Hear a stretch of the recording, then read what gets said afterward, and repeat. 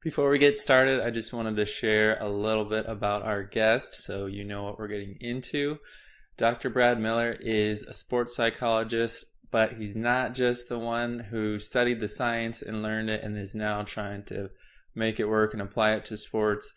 He's lived out the sports side. He played Division I soccer and played soccer all growing up, so he knows it inside and out, and now he's mastering his craft on the science side, and just he's able to speak so well to the players' experience and what players and coaches are going through all the time, every single day right now. So super actionable stuff that he can provide in this. Really great conversation. It's exactly the type of thing that Omar and I are looking to do through this podcast. So I'm really excited to bring it to you and hope you enjoy it.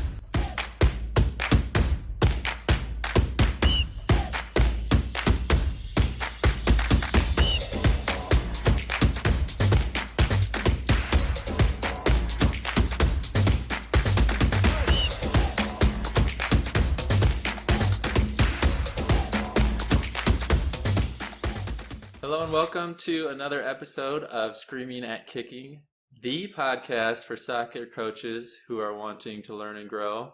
I'm Tyler, this is Omar, and we've got an incredible guest with us today, Dr. Brad Miller from Soccer Resilience. Dr. Miller, welcome to the show. It's great to have you here. Yeah, thanks for having me, guys. I appreciate it. Can you tell us how Dr. Brad Miller became Dr. Brad Miller? Just kind of the backstory and your background a little bit. So, soccer was a big part of my life growing up, and that's where I kind of just found a lot of joy to relieve stress. And so, when I was a kid, I was this kind of big, tall, kind of center back, loved to kind of go against the top striker, and that was really fulfilling for me. Lots of fun, had lots of confidence doing it. Not as much confidence with my technical foot skills, and that's kind of part of what got me to Soccer Resilience. So as time went on to high school, senior, got recruited by Wake Forest, went to play at Wake Forest, got there in the late 80s when Walt Chizowich was my head coach and Jay Vidovich was the assistant. And I was in technical skills. We had about 20, probably 25, 26 people on the roster, and literally I was probably like about 25, 26 in technical skills. So I had a lot of work to do. As a defender, I could maybe step in and help out as a freshman, but technically I was a liability, right? I was going to lose the ball, not maintain possession, not really help going forward. So you had a lot of work to do. Was really prepared to grind it out. That was a real strength for me to kind of persevere and push through. And I did, and kind of worked my way into, to more playing time. Eventually, my last year got some significant starts, and that was great. But one of the things that I didn't really share in that is that I had performance anxiety for the first time in my life. Really had to deal with that, and I didn't really know how to deal with it. I kind of just white knuckled it and just kind of wished it away, just kind of pushed through, hoped it would go away. And it did a little bit, but it always come back. Didn't tell other people that was kind of going on with me. It definitely affected my performance, my confidence, and certainly my joy at times. And so when I graduated, I wanted to kind of help people. I was interested in psychology, and so went on and became a clinical psychologist. And then when I started working with athletes in my practice, and they would talk about some of the things that I went through as a player, just that lack of confidence at times in certain moments, and it would come and go, and just getting in the way of their fulfillment and joy and their performance. And we try out different strategies, and they would latch on and come back and go, "Hey, Brad, this stuff's like working. Like I'm feeling more like myself. I'm playing the way in a game like I play in practice." And I just got really excited. Like, this is awesome. Like, I love it. Like, how can I do more of this? And so, I've got two kids who are now 17 and 15. So life was just busy. And I thought, well, I'll just do it through private practice. And about 3 years ago, one of my son's coaches said, "Hey, you're a psychologist, right?" I'm like, "Yeah." He's like, "Can you help our kids? Like, they have a lot of skill, a lot of ability, but sometimes they have moments where they just kind of, in those tough competition moments, they kind of shrink a little bit." And I said, "Sure." And so we started doing some presentations, and his name's Rene Ortiz. He's really connected in San Diego. He's actually the Mexican indoor national team coach as well. And so he said, "Hey, Brad, I know some other people." So I kind of started presenting at other clubs, did that for about 2.5, 3 years. And I got hooked on it. It's funny because I think about one of the first ones I did, actually about the third one I did, and this girl comes up after, it's like a U14 team, I think, and the coach comes up and says, "Hey, tell Brad your story." So this girl goes, "Well, so I was playing in a game, and I'm playing defender, and there's like about 5 minutes left or something, and I passed it back to the goalie, but it went in our own goal. And her face kind of drops down. I go, yeah, I go, that's hard. I got to play a defender. I've done that before. It's tough. And she goes, yeah. And the coach goes, well, tell her what you did. And she goes, well, so I, talked to the goalie. And I'm like, wait, you talked to the goalie about that? I'm like, that's awesome. Like, most people never want to talk to the goalie about that. She's like, yeah, we talked to the goalie and the coach. We all got together, and now we have a plan. And so we know what to do next time. And I'm like, that is awesome. I'm like, now from this challenge, right, this setback, you're probably more prepared, and it won't happen in maybe a game you don't want it to in the future. And her face lights up, and she feels so good, and she walks off. And I was like, yeah, I got to keep doing this. And so when the pandemic came, it was a Zoom presentation, so I wasn't doing it in person. That was weird. So I did that a little bit, and then I'm like, wait a minute, I can expand this to other places. And just with Wake, I have some connections with people who still coach and do things. So I was like, I can move to other parts of the country. And so I just went on LinkedIn. I hooked up with Wells Thompson, who was a Wake graduate as well, actually from my hometown, Winston-Salem. We grew up, I mean, our home's like 3 miles apart, but we never ever talked. I knew who he was because anybody from Winston who went on to play professional, I'm like, yeah, let's go Winston-Salem, right? So had a special place, and so we connected, and he's been working with youth players, did some camps and coaching, and we like, let's combine forces. And then we started doing more with other teams, with a college team and some youth teams, and then we linked up with Matt Spear, who used to coach at Davidson for 18 years, and then Jessica McDonald's recently kind of joined us in January. Actually, this week we announced that Walker Zimmerman from MLS with the Nashville FC and the U.S. men's national team, he's kind of one of our ambassadors. So we've kind of grown this project, and it really just came from the things I went through that I wish I would have done different. And I used to regret sometimes that pain. Like, even as I tell you this story, I always had this twinge of like, God, man, if you just talked to somebody, you've gotten some strategies, right? It could have been different. But I really do believe it's been a gift to me because it drives me and fuels me. I do not want other kids, whether they're playing college, high school, pro, to go through what I went through. And there's so many simple strategies to change it and make it shift that I didn't know and I didn't try. And I don't want other people to have to go through what I did. So that's what really, really drives me with soccer resilience. One thing I'll say, Dr. Miller, is it takes a lot of empathy to go down the route that you did, just wanting to help people, wanting to make sure they don't go through the same pain as you. I definitely feel the same way when I coach my goalkeepers, because I'm a goalkeeper coach essentially for UNCC. And, I always tell them before every game when we're playing in front of lots of fans in the stadium, I tell them, you have nothing to prove to anybody. If you make a mistake, or if something goes against you, or if the outcome of the game doesn't go for you, listen, nobody in this stadium knows the blood, sweat, and tears that you put in. Who are they to judge, So I think a lot of young players need what you have to offer. And just to kind of go off that, we get this question a lot, and I think you're the best person to answer this. What are some behavioral signals that indicate that a player or a coach is resilient? So what are you looking for? Yeah, it's a great question. So maybe I'll start with the player part. So so Matt Spear obviously was a coach at Davidson for 18 years. And when we do some Zoom presentations with clubs, I intentionally ask him this question, like, all right, Matt, so when you go on a recruiting trip, like, what are you looking for? Because before I, to talk to Matt, I would say if I was a coach, what I would look for is I would intentionally seek out players that are playing in a really tough game where their team is not as strong as the team they're playing. I don't want to watch them win 3-0, 3-1. I want to see what do they do when things are hard.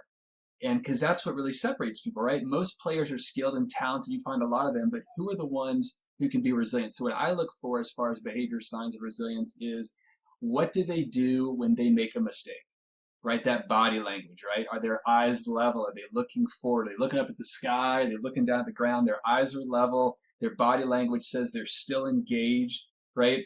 Do they sort of like, sometimes they kind of like, clap their hands and kind of go like this, let's go. Do they say encouraging things to their teammates, even to themselves? They make a cross and they shank a cross and just kind of go, hey, come on, let's go. Like, how do they respond to those mistakes? Those are things that suggest about that resilience, that ability to persevere and be back in the moment. Things that I look for would be what happens when a teammate does something well, right? Can they kind of celebrate that? Because part of resilience is being able to enjoy those good things. So when the tough things kind of come, What do they do when a teammate makes a mistake? That's huge, right? Do they go over and kind of go, hey, the goalie makes a mistake and the goal goes in? It's like, hey, we got 80 minutes. We got 80 minutes. Let's keep playing, shake it off. Let's go. Those are things that I would look for, just that body language, eyes level, the way they communicate, what they say, and also their work rate. What happens when they lose the ball? Do they work even harder to get it back, right? When they make a mistake, how do they respond the next 5-10 minutes? Those things suggest to me that somebody's got that sort of resilience behaviorally. With the coach, and in a lot of similar ways, right? What does the coach do when a player makes a mistake? What does the coach do when a goal gets let in that's not typical for them, or the referee makes a bad call, right? Does the coach have eyes level with the players? Are they making eye contact? Are they engaging them? Are they reassuring them? Are they encouraging them, right? Is it the hands in the air and, what are we doing? Why are you doing that, right? That clearly is not demonstrating resilience, right? But if it's a, hey, Brad, you have to make sure your goal side, he's faster than you. You got to give him a little bit of a cushion. They like to play over the top. They're going to beat you. You have to adjust, right? Giving me feedback, giving me instruction, but they're regulated. They're not yelling. They're not screaming. And they're like, Brad, I know you can do this. Make the adjustment and keep working for me, right? That encouragement, that suggestion of we're going to push through. We might have some things go better. Those are things I would look for in a player and coach, just behaviorally give us those clues of sort of resilience. And a lot of it really, guys, is regulating your emotion, right? Who looks out of control, right? That's not a resilient moment. Now, we often feel out of control to get to resilience, and I want to make sure that point's clear. Resilience is not I'm a robot. I'm not fazed by things I go. We can be sad, mad, stressed, scared, worried, overwhelmed, frustrated, but we regroup ourselves, right? That ability to reset, that is a huge sign of resilience that I look for. So you can get frustrated and sad, mad, but you kind of collect yourself, regroup, and then you're back at it. It sounds like a lot of body language in that, and that's something that your opponents can pick up on too as soon as they see you ragging on teammates or whatever it might be. I know as a player, like as soon as the other team started, like getting mad when they didn't receive a ball or somebody let it go out of bounds, I'm like, yes, let's get after it. Like, I can let's smell put it. them under. Yeah, I can smell it when a team is anxious and they're starting to turn on each other. Yeah, that's where you smell blood and you go for the kill. And the reverse is true. People in my own team. Yeah. So let's take a look at maybe like a step-by-step process. What would that look like for an athlete or coach who wants to build resilience and learn how to be calm under pressure? Kind of where can they start with that? And as a coach, how do I go about building that into my team, my players? Yeah, so that first part about how does a player get more resilience, kind of that poise under pressure, right? And that confidence, how do you do that? And it really starts with emotional regulation, right? We have to be able to kind of get control back of our emotional state, our thinking process. So a huge part of that is, I like to start with people in their mindset. Like, let's get the foundation. Really, confidence comes from a lot of that mindset. How are you viewing things? And so, Carol Dweck's growth mindset, I love to start with players with that. Like, let's take a look and let's see, where do you have more of a growth mindset? What areas of the game? And then what areas do you tend to have more of a fixed? And, as you guys probably know, right, we're not just one or the other. We kind of swim back and forth. But usually players will say, I feel more confident. I feel like I want to challenge. I feel like even if I make a mistake in this area, I can rebound. And so we figure out what are those growth mindset areas that would be. And then where do you have more fixed? Okay, when it comes to like corner kicks or set pieces, I'm just not good in the air, right? So there's the fixed mindset. Or when I make a run and now I'm going to make a cross, I'm just not good at crossing the ball. I can dribble through 5 people, but if you ask me to cross, it's a nightmare. Or if you put me on the left side, I'm horrible, right? So you notice where those fixed mindset thoughts are, and we try to start correcting some of those. So we start with the mindset. Okay, now they believe that they work hard, use strategies, they can get better, they can push through, and you need those challenges. So once we've established that mindset, okay, the confidence is growing because we're not fearing mistakes, right? As you guys know, it's one of the biggest worries for players. It's the biggest confidence killers, that fear of mistakes. You help them understand you're going to make mistakes. Everybody does, right? So now that we've got that established in their mindset, let's go to emotional regulation. How do you manage yourself? Athletes absolutely need to know how to use breathing to regulate themselves, to reset themselves, to regain focus, to be alert, and to let that emotional intensity come down. And also it's going to help their bodies, as you guys know, right, release some of that tension. The body now can respond the way you want to. So I really talk about breathing early on with the people I work with, and have a reset that they know. And I kind of think of it in two places. There's a prevention mode and a response mode. If you're going to regulate your emotion, you want to be able to have, like, what do you do when it gets away from you? So that's like a response, like a reset. You also want to know, how do you help prevent you from flaring up as much and then having as much of an intense reaction when you do. And that's through things, as you guys probably know a lot about, right? About like meditation, mindfulness, breathing. Those are the preventative measures that are really going to benefit you when those emotions run higher. So now the mindset's there. Now that we've regulated our emotion, we feel more in control of ourselves. Let's go to your purpose. Why are you doing this? Why are you going to put yourself through the stress of playing in front of people and coaches? And why are you going to do it? What's your value? Is it that I love to compete? I just love that competition. Or is it I want to go and play at a higher level? Is it that I want to help my teammates? I'm very connected to people, and helping my teammates feels fulfilling. So when that purpose is identified, that's going to be a big part of confidence, because you draw on that. There are times when, for me, I was very much a team guy.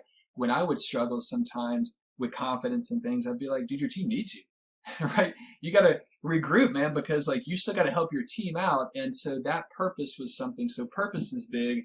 Then the third part is perseverance. Okay. How do you be confident? You believe you can keep working even when things are tough. So giving players those strategies, how do you persevere? A lot of it's reframing it in, this is going to help me. I'm going to learn from this. I'm going to learn from this. I'm going to learn from this, right? What can I do better? What can I do better? And those are huge parts of that perseverance. And all players are taught that, hey, just push through, right? I think that's what we're all good at. It's a fundamental thing of just push through and grind. That's great. What do you do when you can't persevere?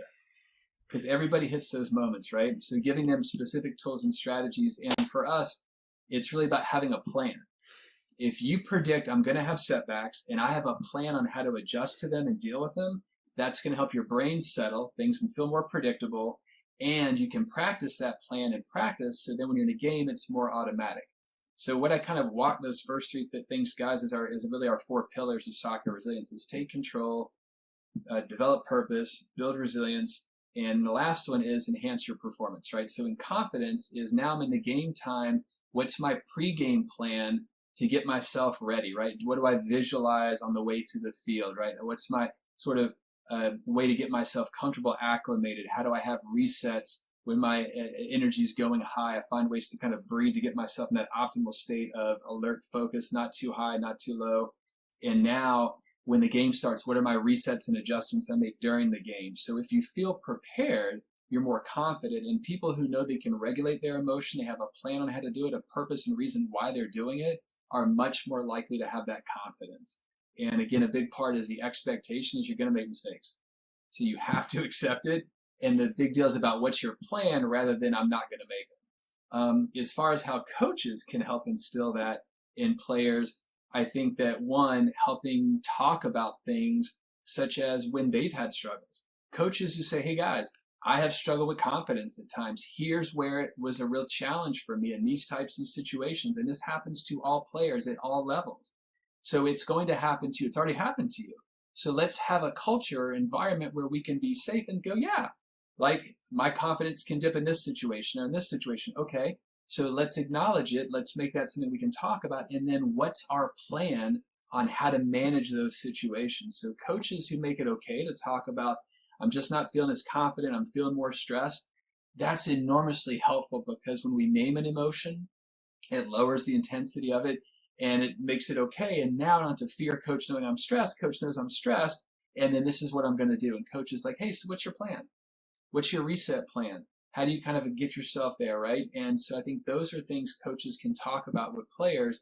And if you have the option, maybe like at UNC Charlotte, the college team, going through and walking them through those steps of self-regulation and helping them be able to do that, predicting challenges, but having a plan. If you struggle in a game with crosses, let's put in the extra work in practice to build some of that confidence through repetition. It's okay to struggle at first. You will get better, and then you have more confidence kind of in the game. So those are a couple of things that coaches can do as well. Yeah. Yeah. Sorry. Go ahead. So Great points, Dr. Miller. Thanks. Tyler has a follow-up question to what you just said. But Yeah. first, I want to ask you just a quick question. Everything you said about mental framework, the mental preparation, having a structure in place when it comes to breathing, visualization, accepting that mistakes are part of the game, they're part of life, and being able to bounce back quickly. I want to get an estimate from you. How many collegiate athletes do that? Practice that? Is it closer to 10%? Is it 20%? Is it 30%? What's like the most educated, accurate estimate that we can say of college athletes actually practicing those mental skills? Well, that's a great question. I wish I had a solid foundation to give you that answer, as I haven't really talked to a ton of college coaches. I have some friends who coach college. But I don't know. I would guess that realistically, I would think maybe, boy, if 25% did, I would be shocked and amazed. That would be wonderful. I'm going to guess it's probably more like around maybe Yeah, 10%. I agree. Um, It's a shame because you know, we're gonna get into this later about why it's so slow, why this type of mental training is so slow to catch up, and I think we do have a question later on about that, but I think it's just players seem to think that failure and success are separate. They're on opposite sides of the spectrum. They don't understand that failure is uh-huh. part of success. That it's the building blocks. You have to fail multiple times. And I keep telling the girls, I'm gonna make sure that you fail multiple times at practice, that you're out of your comfort zone so that you reach that elite performance level. But throughout their youth, they're told that, okay, if you make a mistake, that's a bad thing and that doesn't help you progress. It's a real shame. But anyways, I'm not going to take too much out of time out of Tyler's next question. Yeah, I feel like too, as you're more and more successful, like as a kid, there's probably not many that good players in your area, so you do really well. You move up to the next level in club, high school, whatever it might be. You get to college, then it's like, okay, now I'm competing with people 4 years older than me. Like these are grown men basically that I'm playing against. I'm just fresh out of high school, and you start to see like, oh, I've never had this kind of doubt before. Like I've never had issues trying to dribble around people, you know what I mean? And so especially the higher level athletes, they're consistently successful, maybe untested relatively, and then boom, it's like, oh, I just jumped into the deep end here, and I don't have any type of tools or preparation for this kind of situation. Yeah, that's well said. I mean, that pretty much describes a lot of my experience at Wake Forest. I had started every game really I ever played. Maybe my first year in club, maybe it took a couple of games to be a starter, but that was my expectation. And I shied away from the technical part because I would get rid of the ball as fast as I could, and I kind of got away with it. I was a true sweeper back in the day, and so it was okay, and I avoided it. And then eventually you get to a point where those things you've avoided and neglected will come back to be needed. And now you really put yourself in a hole like I did for myself. And just adjusting to what it's like coming off the bench. I mean, it was, and I knew I was going to like not start. Like I knew that as a freshman, I had enough awareness to go, yeah, you're not going to start. But the reality of living it was hard. It was really hard. Like, to go to games and to work so hard and go to games and go, hey, Brad, your job is to be a really good teammate. And fortunately, that was something I took a lot of pride in. I really did. But it's hard sometimes to know that your game is a warm up and you're not going to get on the field and you're going to cheer them on and do whatever. And it's hard to the ego. It's a tough adjustment. If you've never had to deal with that part, then it's kind of been a disservice to yourself. So yeah, the kids I work with, especially youth players, I'm like, hey, I know this is tough what you're going through, it is, but I am so glad this happened to you now. You don't want it to happen to you at 18, 19, 20, because your brain is going to be so ill-equipped to deal with it. This is great it's happening to you now. Let's figure out strategies and deal with it. So we were taught the confidence equation where confident thinking plus confident behavior equals confident feeling. And I think we have some really good, like you have some really actionable items, like finding your purpose, your why, building your mentality and mindset, kind of that foundation, uh, getting your reps in, especially in practice and things, and just planning, even just having a plan, like when this goes wrong, how am I going to respond? Who am I going to look to or talk to, or who am I going to count on? How am I going to reset? What are some other effective ways that we can enhance that confident thinking, that confident behavior, in order to really solidify that confident feeling? Yeah, so I think I mentioned it before, right? So to me, a lot of confidence is preparation. It really is. And so and I love how visualization gets incredibly helpful. Obviously, it is, and we have lots of research to back it up. And a lot of visualization is let's focus on having things go well, good energy, good focus, and performing well, executing well, and that really is helpful, as you guys know, because now the brain is going, okay, the same neural pathways get activated in visualization when you actually do it. So your emotional part of your brain thinks you've actually done it, and it gains more confidence. So the part that we often don't talk about is what do you do, as I kind of mentioned, like when you're not able to persevere?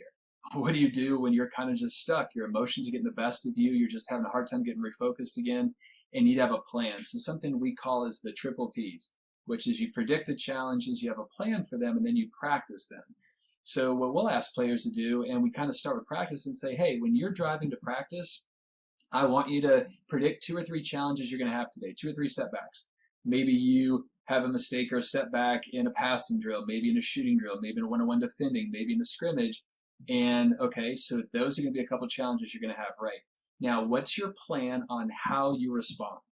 And it might be, okay, when I lose the ball, I tell myself, recover, recover, recover, and I get back as fast as I can behind the ball, try to regain possession. Okay, that's my plan. It might be when I shank a shot, hey, next shot, next shot, next shot, right? I might take out I like to do triangle breathing where you kind of do in for 4, out for 4, hold for 4. I might just do a little bit on the emblem on my shorts and just do a in for 4, hold for 4, out for 4. That's my reset, or just an in for 3, out for 3. But I have a plan for what I'm going to do.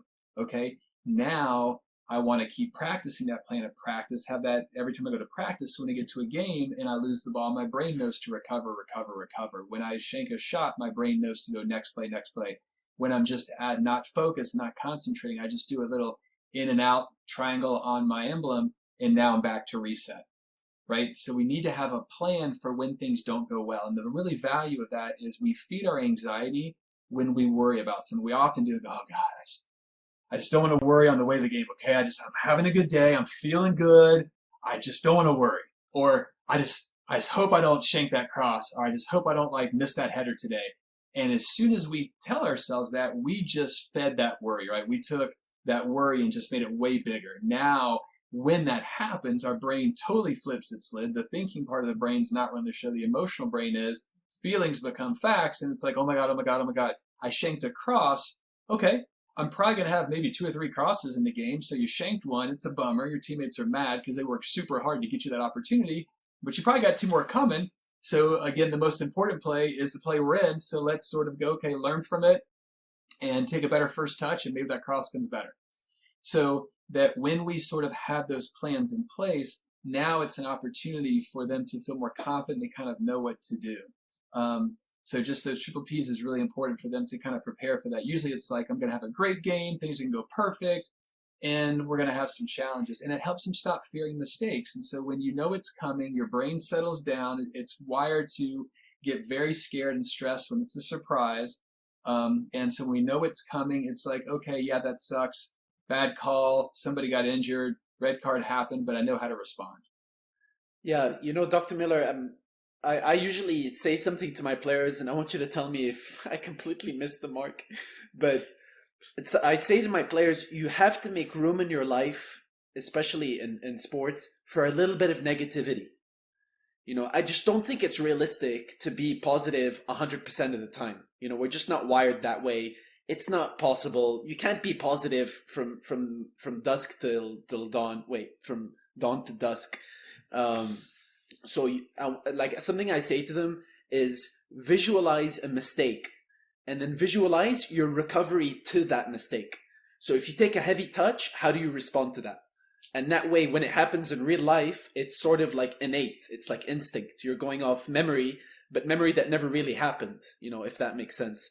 I don't know. Am I giving the right message when I say that they should make a little bit of room for negativity? Yeah, well, and I just think of it like in preparation, right? It doesn't maybe need to have a label of negativity, but it's just like, hey, let's predict some of these things that aren't going to go well, right? Every game, I forgot the quote from Mia Hamm. I think she said, like, every practice we're going to have, mistakes. Every practice, every time you play soccer, every time you lace them up. And so I think that, yeah, letting them know this is part of the game and how you're going to respond. Because our brains are wired, 80% of our thoughts on just the average day are negative.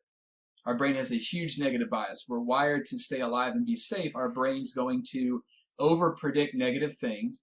It's going to see things as way worse than they're really there. And our brain's wired to ruminate on them and perseverate on them and kind of forget the positive experiences. So it's like the triple whammy of negativity. So players are worrying about mistakes whether they talk about it or not.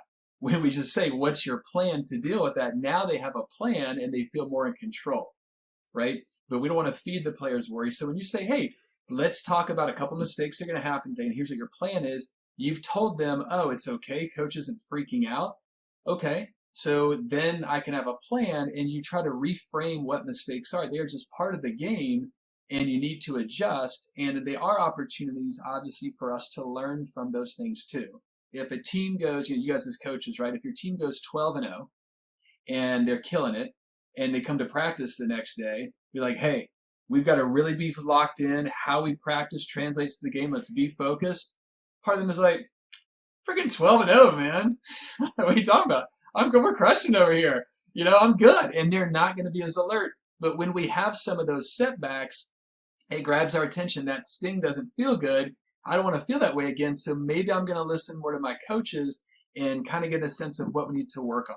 So for me, my recipe for success is 3 cups improvement, 1 cup setback. Every 3 successes you have, I like 1 cup setback, because we have opportunities to learn with each setback in ways we don't learn the same way with successes. We do learn with success, by the way, if we analyze it and go, what worked? So it is very helpful, but we really learn more from what didn't work, and now we've got to add something in. So if my team goes, 9-3, there's 3 opportunities where we had clear demonstration we needed to grow and improve and be better. If we're 12-0, it's like, yeah, coaches, I know what you're saying, but let's be honest, man, we're doing pretty good over here. Yeah, 100%. Yeah, that's a much better way to label it. And now just getting into the topic of arousal, because we're constantly trying to balance whether we're too aroused or too casual in a game. And I was reading a book by Dr. Pete Temple, which referenced a study back in 1908 by Dodson and Yerkes, who were studying the relationship between performance, thinking, and emotion. And they found that a person's performance improved with mental arousal, but declined when the person became too aroused. So kind of like feeling flat versus feeling freaked. And so how do we, as coaches, how do we help our players find that sweet spot where we're not flat, but we're also not freaked? We're right in that zone where we're excelling at our best. Yeah, it's a great question. So I'll answer that maybe in 2 ways. The first one is, how do we just get a player to do that for themselves, right? And then maybe how can a coach help that too? So there's a breathing technique that I love. It's called 4-2-4 breathing. And it's in through the nose so it's only nose breathing. So it's in through the nose for 4, hold for 2, and then breathe out through your nose for 4. And what this is, what I love about this type of breathing is it's designed to really regulate us. So most athletes, well, if you guys were going to guess, what do you think most athletes, they're either motor runs too high, they're too keyed up, amped up, or their motor runs too low, they're just not really into it? What do you think's the bigger challenge? They're amped up. Yeah, too amped high, up, I would think. Yeah, right? They're too amped up. Most elite athletes tend to have more anxiety. They tend to be more perfectionistic, high standards, and that's what helps them work really, really hard, right? Most athletes struggle more with being too amped up. They tend to maybe overthink more, too keyed up, too excited, too amped up. Now, sometimes it can be a little struggle if my motor's too low. I've got to get more energy focused. But what 4-2-4 does is it regulates us back to that peak area where, sort of like a bell curve, right? Where that top of that sort of bell is right there. That's where that 4-2-4 takes us. So if our energy's too low, it gives us nice energy and focus to be where we need to be. If it's too high, it regulates us kind of back. So what I would do is tell players about 4-2-4 breathing, help them practice that, make that part of their pregame routine. So when you are you need to practice it every day for at least about 2 to 3 minutes. So you get better and better and better at it. And the more you practice it, the better you'll be and the more results you'll get. So a player now knows to do 4-2-4 breathing, and then I would make that part of their pregame ritual. Maybe as they're before they walk to the field or whatever it is, they have a little privacy. They do that for about 2-3 minutes to regulate themselves, and then they just do it through warm-ups as they need it, right? Just kind of doing that 4-2-4 breathing. They can do it like during a game as kind of like a reset, and that's really a way to get them that optimal level of arousal, right? And coaches, what they can do is you could have this discussion. Hey, here's this wonderful tool called 4-2-4 breathing, and this is what it does. This is how it works. And you could say, so let's just all sort of talk about it. Let's see hands. Who tends to be, their engine runs too high, and everybody can raise their hand. It's gonna be most of the players, and some too low. Okay.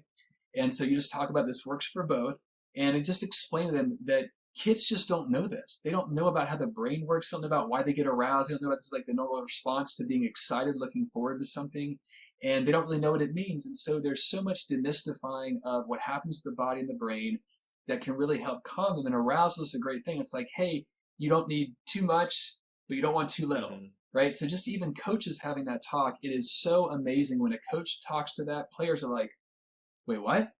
You guys have such a wonderful opportunity with players to do that. So that's what I would do. And as a coach, I would just talk about that and say, okay, if you're feeling a bit too keyed up, let's take a breath in. Let's take a breath out. Okay, release that stress, cleansing breath. Okay, hey guys, we're a little tight, big game. Okay, breath in. Okay, breath out. Okay, cleansing breath. Okay, good. Muscles relaxed. Okay.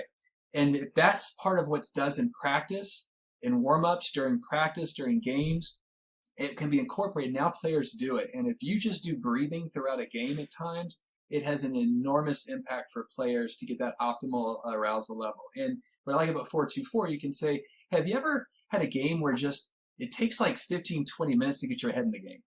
You know what I mean? Your body's in it, but just your head's not right. And then it starts to click. Well, if you do 4-2-4 breathing, you make it way more likely your brain is all ready to go, alert, focus, your arousal at that optimal level, right at kickoff. Dr. Miller, the 4-2-4, how many reps, how many times should they do it? So, it's sort of the more you can do it, the better, right? I think it's really nice if you can do it for at least about 2 minutes. 3 can be wonderful. If you've got 5, fantastic. If you've got, 20 seconds and you just do two reps of 4-2-4, that's okay. If you have 8 seconds, in for 4, out for 4, but that 4-2-4 just kind of balances you out really nicely. I love it.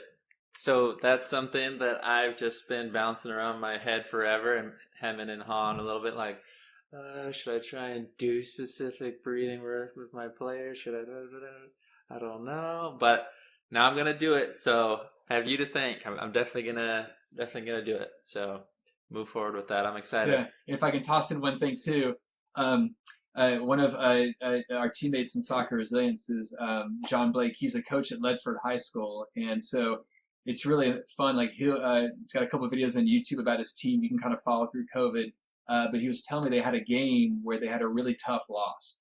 And he said he got on the bus with them and they were really frustrated, dysregulated, and he had them do breathing. And he said that it kind of worked. They got more calm, and then they could talk about, okay, hey, we've got this amount of days left before practice for our next game. And I'm like, you did breathing with your team on the bus? I'm like, that is awesome, right? I'm like, and he goes, yeah, they actually kind of used it, right? So you can, as coaches, if you guys have confidence in it and you explain them why, then they'll buy in. If you go, this is what professional athletes do. They go, watch Ronaldo before he takes a free kick. What does he do? He breathes in, cleansing breath, and then he kicks it. NBA, pick your favorite NBA player. What do they do before a free throw? Bounce, bounce, bounce. And you take your shot because it releases the stress in your muscles so they're ready to go.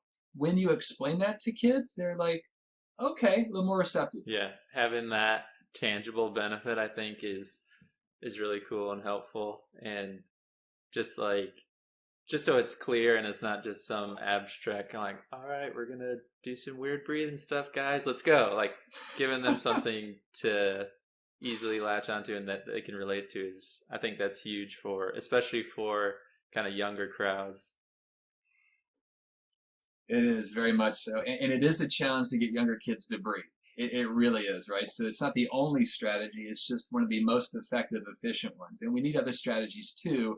But if you guys want to put the brakes on and get yourself locked in, back in play the quickest you can let your brain try to do it, which is going to flood you with a whole bunch of negative thoughts, and that's a big uphill battle. Or you can just breathe and reset, and then you're back to where you want to go.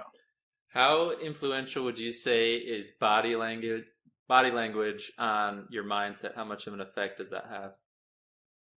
Yeah, well, I'm sure you guys are familiar with, some of, gosh, I'm going to forget her name. Is it Amy Cuddy?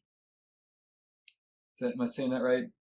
Uh, Amy Cuddy, I think she's the one who talked about like the power Yeah. poses and Superman pose. Yeah, yeah. So she had a great TED talk for your listeners. She has a shorter one about 6 minutes, a long one about 20 minutes, but just where she talks about the power of power poses, right? Have you guys heard that research where they kind of put Hmm. you through, so for your listeners, they can kind of like look at it. But if you do these power poses for 2 minutes, right? And then you do like a low power pose, the difference in testosterone and cortisol levels, it's pretty amazing stuff. So um, I love stuff like that because even though I'm a psychologist, I'm very skeptical about a lot of things. And to your listeners listening who think still breathing is not really a thing, I was so not into breathing, mindfulness, meditation. I'm like, this stuff doesn't work. It's just, I live in California. I'm from North Carolina. This is what California people do. And the science backs it up. The science you cannot dispute. And athletes will tell you it really works. And the same thing with that body pose. So I really honestly haven't used a lot of that before, but I've known of it. Um, and so, it's got me kind of curious, but absolutely like our body sends messages to our brain about how things are going, right? If I just put my hands on my head right now and shake my head, I automatically feel a little bit more kind of like, not as, but if I'm just like sit up in my chair and I'm just like, all of a sudden I have more energy. And so body language is huge and it's such a simple tool. And for the listeners out there, especially for youth players, please hear this. So many of these tools sound weird and strange and like you're not going to do them, but they really work. They're not even that hard to learn. You just got to stick with it. So to me, body language is very, very important, right? What it conveys not only to us psychologically, like what it activates in our brain, as Amy Cuddy's studies show, right? Just that we're more alert, we're more focused, we're kind of more ready to go, we're more confident. So body language is a huge way to reset ourselves. And the body language we convey to our teammates has a big impact as well. And that's where you guys as coaches do the same thing. I remember, especially as a high school player, even at Wake Forest, when my coach was calm, I was kind of calm, right? My coach is like hands in the air, walking around doing this. I'm just like, dude, you're freaking out like me. That's not good, you know? And so you guys so your body language and how you influence and just letting, especially those sort of leaders on the team, the ones who kind of people really listen to and gravitate to, talking to them and saying your body language is essential. You don't know, but people are watching you and picking up on that, right? And so just letting them know that that does have an absolute impact on our emotional state we're in and sort of our confidence levels. So yeah, body language can be very important. The reason we thought of this question about body language is because I'm sure I mentioned this to you when we spoke privately, Dr. Miller, but Tyler and I coach against each other. So he coaches for and I coach for, and that's the biggest rivalry in Charlotte. Nice. And I show up on game day dressed in all black with a beard. I look like a sultan. I'm ready for a war, right? And then I look across the field and he's wearing golf shorts and a fedora. Just the complete opposite of me. But I consider us both to be resilient coaches, and it's funny what you said when we spoke privately is that resilience takes many forms. It's not just a stereotypical one way that a person can be resilient. Just to clarify on that, I'm very pasty, so I have a nice safari hat to keep me out of the sun. I can relate. And also, it's a good thing for me. Like, I definitely took myself way too seriously for a long time. So I try to find some ways now to kind of go out of my way to not do that. So it's been a good option for me in that department for sure. That's great. Well, and truly and you're right, resilience comes in lots of forms. And as a psychologist, I have worked with people who they come in and are overwhelmed. They went through some really hard things, overwhelmed, stressed out, or like things are really difficult. and they'll say, "Oh my gosh, I feel so weak right now," and I'm like, "Man, you are like so strong." To be able to be vulnerable, right, and share things and be open, that's what real strength is. And that's what's required to really connect with your teammates, right? Vulnerability is huge, right? And coaches to do that, right? And just to say, hey, we all have struggles. Here's some things I've struggled with. Here's how I try to deal with them. When I was a player, let's have an open policy. We can talk about these things and we can kind of figure out ways to help them manage it, right? Because of course, the things off the field absolutely affect players on the field and vice versa. Um, and so resilience, that doesn't always mean like, in Jordan, when we do a presentation with kids, we have a picture of Michael Jordan, show a 30-minute clip video or 30-second video of him doing all of his highlights. And then we'll say, so what do you think the first thing Michael Jordan did when he got cut from his high school team as a sophomore? They're like, went to practice, practiced harder, was mad and got better. I'm like, those are things he did. The first thing he did? He went home, locked himself in his room, and he cried because it hurt. It was hard. He was embarrassed, felt humiliated, thought he was going to be on varsity. So this is part of resilience. And then he sorted through that, and then he went to school early before practice started and did that, and that's how he got better, made varsity next year, and went on to obviously continue great things. So I love that story because I want players to know, yeah, man, this is what resiliency is. It's not just being a robot. It's you feel it, you manage it, you hang in there, and then you get support around you. If you don't have a strategy, you find those strategies to kind of go on. And that's what I told the players once after a loss. I said, resilience isn't when you're winning 3-0 or winning 4-0. And it doesn't mean that you don't feel self-doubt or you're not self-conscious. It's especially when you feel self-doubt and self-conscious and embarrassed and you feel like you're not good enough. That's where the resilience kicks in. Just as you said with that example with Michael Jordan, I think that sums it up perfectly. I guess now we're entering into why most people are still not into this extremely necessary part of life, not just psychology and training, psychological training, but we are better trained today physically and technically and tactically than we were 20 years ago. Fitness regimens revolutionized. Just every athlete can now run better, lift more. Tactically, we're experimenting more with different formations and tactics and different game models. But the mental game seems to have stagnated, and we're still the same in terms of handling mistakes as we were 30 years ago. So my question to you is, why is sports psychology the one field that people that has stagnated, essentially, that hasn't moved on with the physical, the tactical, and the technical side of the game? Yeah, well, I think a big part of it is that last word in that sports psychologist, the psychology part, right? There still is, and things have gotten a lot better, especially in the last year. I know you guys have seen a lot of athletes come out and share a lot of stories. Love up Michael Phelps, DeMar Rosen, Kevin Love, list goes on, right? Talking about even Lewandowski, just people talking about some challenges they've had.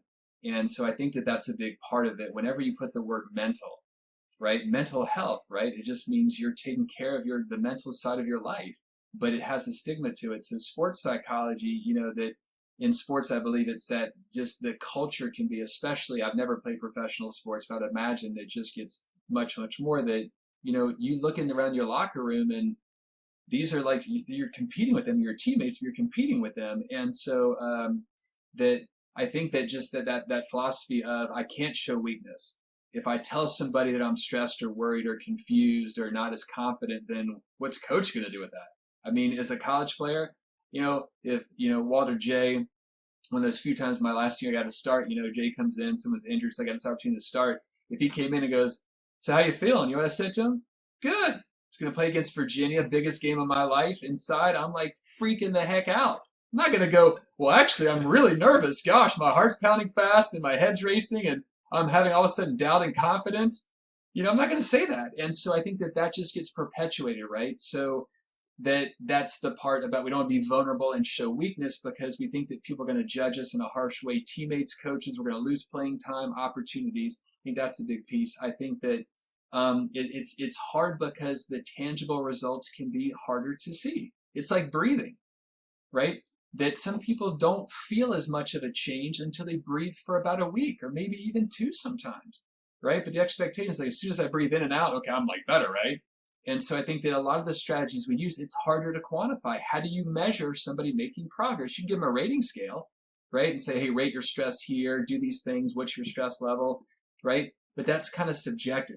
There's not, if I'm working on fitness and I can do the beep test and knock off 20 seconds, my fitness has gotten better, right? That's a consistent objective way. So I think it's hard to measure. I think the stigma of mental health gets associated with sports psychology rather than seeing this as a way to promote well-being and feel better. It's a preventative measure to help you be more focused. It's kind of seen the negative way. And I think that, that the male mentality in sports culture, right, has changed. I mean, sometimes it's funny working with teenagers who are girls and boys versus those teams, and the kind of open discussions you get and the conversations. It's just very different. And so I think that for men in sports particularly, we're just socialized. You don't talk about those things. Why are you going to do that? Suck it up and just deal with it. And now women, in athletics as well, right? There's challenges for them to share things, the same kind of worries that they can have as well. I think those are some of the big things that pop up. Yeah, for sure. And just off the top of my head, I remember watching an Amazon series called All or Nothing, and it followed the Philadelphia Eagles. And that's an NFL franchise. That's like the cream of the crop. And there was one player on that team who, God, I'm such a terrible host. I forgot his name. But he suffers from anxiety, and he literally walked off the field in one of the games. And so in the press conference, they asked the head coach, what happened? Why did he walk off? And the coach said, well, he has severe anxiety, So like, it's so brave to come out and say that you suffer from that, especially in such a cutthroat environment where it's all result-based, it's all money-oriented, there's millions of dollars on the line. And he just put his hands up. He goes, no, listen, I'm going to throw up. I need to walk off the field. Yeah. And it's funny, I was doing my advanced national goalkeeper diploma, and we were being quizzed. What's the most fundamental, most important aspect of goalkeeping? And then they said psychology, the technical attributes, tactical, or physical. And they had us all vote. And then our instructors put up 10 elite level goalkeeper coaches. 9 out of 10 said that the psychology was the most important part. Pretty self-explanatory. Yeah. Well, and as soccer is saying, so we talk to a lot of clubs, and a lot of people are interested. And, it's kind of like we get the feedback that almost everybody's, the mental training would be great. But then it's, wanting to invest in it. Mm-hmm. And I think too that, it's hard too, because how do you do it? Right? It's like lots of things. It's like, hey, Brad, exercise more, get better sleep, eat healthier. Okay, but how do you actually do it? And I think that that's a hard thing too. A lot of people just aren't given the tools and strategies on how to do it. It's like, hey, coaches, you guys coach kids, so help them be more mentally tough, right? Help them be, persevere and manage the stress. Okay, but how do we do it?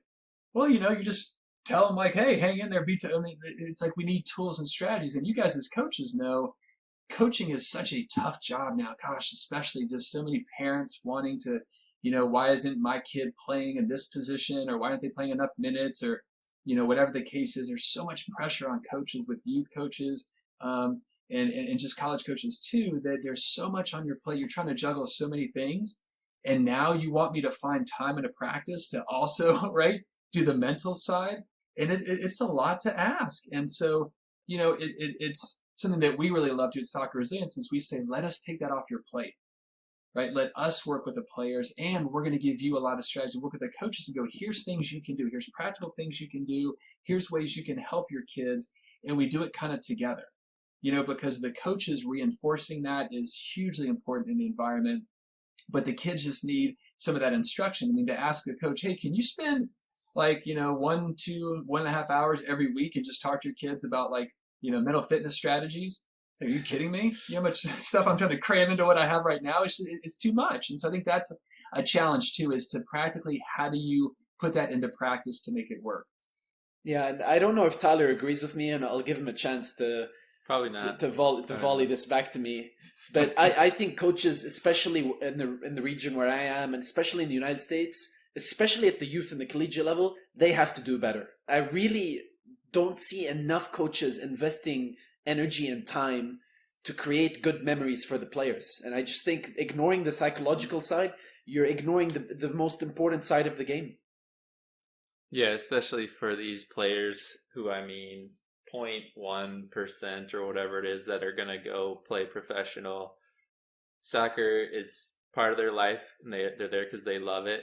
So how can we keep the focus on what truly matters, like long term, versus if you don't show up and score a goal, like you're on the bench, son. Like get out. Like if you can't do what I need you to do, get out of here. You know what I mean? Like how can we Yeah. keep the focus on what matters and like give them use the game of soccer to give them these tools so that when they're out in the workplace or they're raising a family, they're ready to handle high pressure situations. They're ready to recover from mistakes. You know what I mean? And it's such a huge privilege to be able to do that and do it in such a fun environment. Like we love the game, they love the game. We're equipping them for life, and it's so much bigger than like, all right, you didn't score a goal today. Come on, dude, get out of here.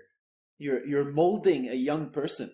Like I just want to create good habits. I know how small that number Yeah. is that turn pro. So I'm not even trying to create professionals out of 13-year-olds. I'm just trying to create good habits like hard work, resilience, grit, integrity, benevolence. If I can do that, or at least 20% of that, I'm satisfied. I've heard just kind of explain, like if you so much of us, whether it's college or even higher level, like we get used by our sport and kind of chewed up and spit out. Like you put your identity into it, you mess something up, you grow into this performance anxiety, all these things. Like if you can use your sport to grow as a person, to learn and like be more whole as a person, especially off the field, you've won. Like you've done some of the best things you can do in sport. It's not about wins long term. It's not about records and things. Like if you can use your sport to grow, you've won. You've done the best and most impactful thing that you can do. Yeah, well, and it's really great to hear you guys say that. And there are a lot of coaches like you guys who do care about the mental side and really are trying to help their players and trying to instill that it's about how you respond. Um, and it's always for me exciting when I hear you guys as coaches share those kind of ideas, because there are coaches who are doing that, right? There really are, and there are some coaches who haven't learned it yet, and some coaches who maybe just aren't really going to be very open to it, even with exposure to information. And Tyler, I really liked that you brought up that aspect about that performance identity. So many players have a performance identity, meaning that they're how good they feel about themselves is how well they play. When I play well and do well, I'm on top of the world and I'm happy and in a good mood. When I play poorly, I just feel awful and very negative and kind of down and withdrawn, right? Or irritable and agitated. And a big part of what we do at Soccer Resilience is like one of our core values is more than an athlete. That you're a person first, you're an athlete second.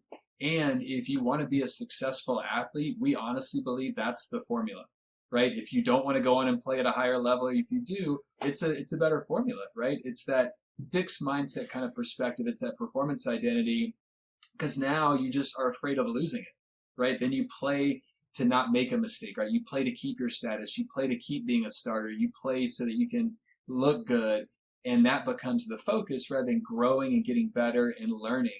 And so, when they have more of a purpose identity, right? My identity is that I am a hard worker who pushes through when things are tough, and I support my teammates. And I might not have my best game. I might not be in the best focus state. Our skills aren't quite shown as much, but I am somebody who works hard and tries to help my team, right? Those are things we can control, right? We can't always control we can't control our performance in the very end. We can do things to make it more likely. At the end of the day, sometimes we're just not as focused as we want to be, and our skills just aren't as sharp. We can try to reset and regroup and get them better, but focusing on those things that we can control, which is our sort of effort and our attitude, is huge. So I love it hearing you guys say that. Awesome. Two things as we're heading towards closing down here. This has been fantastic, and I really love just some of the tools and strategies you've given me to be able to apply and put into action. What is something in your field that you're excited to learn more about in the future? and then also one thing that's outside of your field that you're excited to be learning about in the future? Okay, that's a great question. I think for me that I'm just so fascinated by the brain that I have found it's enormously helpful to help educate players, coaches, parents, everybody that what the brain does, right? The brain's negative bias, right? The default mode network or monkey mind, whatever you want to refer to, and how it's just going to go down the negative track. It's going to overly predict negative things. It's going to hyper focus on things that aren't really that negative and dangerous and make you think they are. And you just kind of churn on them. So I totally am fascinated to see about what's going to continue to grow in technology, how we do brain imaging scans in situations, right? Like how we can do brain imaging of players, why they play. Like that would be amazing. It would be so cool to see, right, what we see them and just kind of bridging that gap in technology. You know, I laugh and tell my kids that in 30 years, your kids are going to look at us and go, you guys only knew about breathing and meditation and mindfulness and visualization? Oh my God. How'd you guys not know about this, this, and this? It's hilarious. You guys are so lame.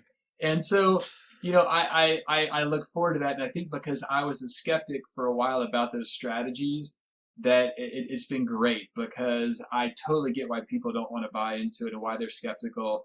And I just know there's so much more we're going to learn about those areas. So I'm super excited to see what they can tell us more about the brain and how it works and how we can help continue to train it in ways that are more helpful, override some of those default mode network of those negative kind of bias.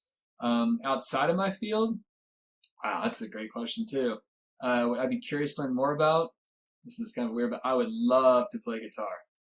Love to play guitar. My daughter's got a guitar, you know, and so she's kind of trying a little bit, getting kind of started. And so we'll, on Spotify, we have what we call it Music Challenge. We share music back and forth. And so I'm like, oh, and so she's like, likes like, you know, the old school back in my day. I'm like, oh, have you heard Eddie Van Halen? Listen to Eddie Van Halen. And yeah, the song's a little cheesy, but just listen to how it starts, right? And so we kind of go back and forth. So I would love to learn more about guitar. That'd be cool. If I could retire and rock out and play guitar, that'd be pretty cool. Well, Dr. Miller, in Saudi Arabia, we don't Love have it, guitars, love it. but we have those loud drums that we play on soccer games. It's not as nice There as you go. guitars, but it'll do the trick. That's right. That's right. The extent of my guitar and basically musical expertise comes with like Guitar Hero, so I don't have much to offer as far as any type of input on that. That's my musical genius there. I am glad Guitar Hero was never in my house because I would have been that person who's up at 4 a.m. and my kids are like, "What was that sound last?" I'm like, "I don't know. What are you talking about?" I totally would have been doing that. So must have been the wind. That's great. Must have been the wind. That's right. Omar, anything you want to add? No, just I want to thank Dr. Miller for taking the time to come on. You know, we get a lot of questions about these things, and it's nice to have an expert, someone who has so many years of experience in this field to educate us as well as the listeners and just, you know, lift the veil and, you know, just embrace these really necessary steps to progress, not just in soccer, but in life. You know, I told the girls the other day, you know, you came to UNCC, you were a somebody before UNCC, you're a somebody now, but you're going to be a better somebody when you leave. So that my job is to turn you into better people as well as better athletes. And I don't always succeed, but I really try my best. But thank you so much for coming on, honestly. And I really hope we haven't completely embarrassed ourselves and that we hopefully have you on again with a completely new set of questions, because I feel like there's a whole well of wisdom and knowledge that we want to explore. Tyler and I want to explore. Well, thank you guys. I appreciate it. Yeah, it's been awesome getting to meet you guys. Love talking about soccer, and it's always inspiring to me that coaches who are really invested in the mental side for their kids too. It's great. I think as long as they don't copy you exactly, they'll probably come out better for it. Like so yeah, they should not copy me. No copy pasting. Do not. Just like grab. I was a things. rapscallion when I was their age. Make sure do not follow write in down my footsteps. a lot in the what not to do column. You know that you can always learn from somebody no matter what, even if it's what not to do. So make sure you keep that column pretty active. But So, Dr. Miller, thank you so much again for coming. Can you please tell our listeners what's the best, website where can they reach you to learn more about you and your practice? Yeah, so soccerresilience.com is a really good landing page. We have all of our resources there, videos, articles, kind of testimonials. You'll learn more about our why each of us has kind of had our own struggle on the mental side of soccer and how it affected us and why that gives us passion to work with players now. If we have some really wonderful videos on our YouTube channel, Soccer Resilience YouTube channel, for parents, for coaches, for players. Wells Thompson, MLS Cup champion, 9-year pro, talks about a lot of things he did as a pro. Matt Spear talks about coaching. I talk about parenting. We give tips for players. So a lot of really good short videos to say, oh, here's a challenge. You can scroll through, have like 30 videos. Oh, this is one right here. I can learn this. Bam, got a tip, and can kind of move forward. So on the usual social media as well, you can find us on Twitter, Facebook, Instagram as well. And please like our Soccer Resilience page if you're interested, and have some good articles there as well. Oh, we will do that. So let's say there's a club or coach or whoever it might be. What are you offering? What kind of things can you do working with them? Yeah, so we really like to be relational and not transactional. So we really like to develop a relationship with the club. One club we developed that really great relationship is Charlotte Independence. Thomas Finley's done an awesome job, brought us in, and we've really kind of immersed ourselves in their culture with the coaching staff. They've been on the Zoom presentations we've done with the top 30 teams at Charlotte Resilience. We're looking to add more teams and kind of continue some of the ones that we've done. So we come in and really kind of figure out what are the things, the needs of the club, the strengths that they have, what are areas they want to improve in their players' resilience. And so we really kind of dive in and come up with a plan and say, okay, what's the best way to serve the club? Right now with COVID, we're doing Zoom workshops. As that keeps getting better, there'll be more in-person workshops. But so we can kind of do that for a team, for a club, and we kind of go through, we can do kind of 3 presentations to cover lots of things, or kind of one big introductory to do that. We're also going to start a subscription service coming out. It's going to be Soccer Resilience FC, and it's something online. It's going to start in April. We're really excited about that. It's going to have a lot of our content so players can go there, and it's going to be lots of things from the start they can do. There's going to be information for coaches, for parents, and then we're going to add in content kind of as we go along, probably like every 2 weeks or every month, to have more information so players can go read about an area they want to focus on, like take control or perseverance or purpose, read it, have some videos. Then here's a specific plan you can do to practice that. So it's a nice resource for coaches too. They can go, oh, here's some strategies and tools that I can find to use. So we're excited to have that come out soon as well. Dr. Miller, thanks so much for being with us. We really appreciate you taking the time and just sharing so much with us. One of these days when Charlotte FC starts playing, we're going to have to get you out here and catch a game. That'd be awesome. I'd love it. That'd be great. Thank you for everything, sir. Thank you so much for joining us. Please take a moment to like and subscribe, share it with your friends, give us a comment for what you think. And as always, we'd love to hear about how you're applying these principles and what you're learning to your training sessions going forward. And we'll see you next time.